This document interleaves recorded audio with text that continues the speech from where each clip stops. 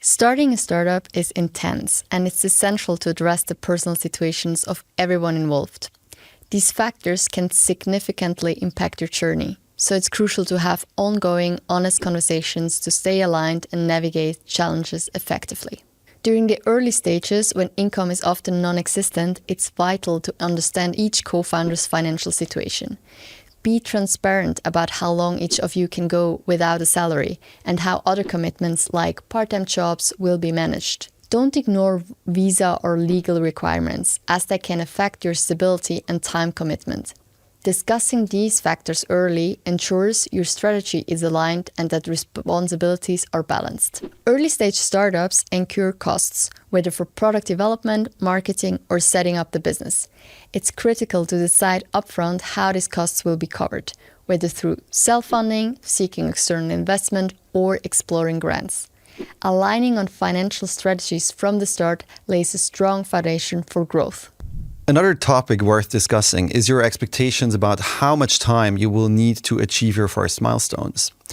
This is, of course, something to do with the question of what success looks like, which we discussed before. It is a good idea to discuss timelines with your co-founders because you might find out that one co-founder really only wants to commit for an initial 12 months, while another co-founder might have a much longer personal time horizon.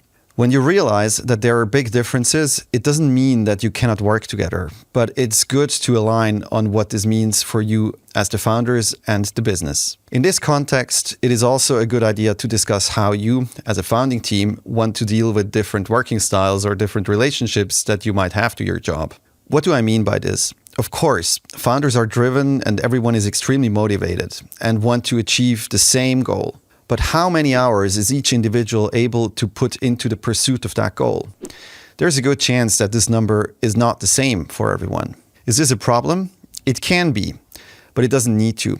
It really depends on you as a team, and it's worth discussing this early on to make sure you don't end up in a situation where someone starts to build up a grudge or you start counting the hours that you dedicate to your startup. Building a successful company requires a lot of time and effort, and you want to make sure that you are more or less on the same page on how many months or years you want to give yourselves and how much effort everyone is going to put into your shared vision during that time.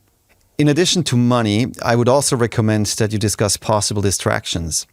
In our case, for example, I was still working on my PhD while my co-founders did not have such commitments. That's an obvious distraction, and you will need to discuss it. There may also be other, more personal distractions, for example, responsibilities that you have towards your family. It is best to be as open and transparent about these as you can to create an understanding among the co-founders and find a solution that works for everyone.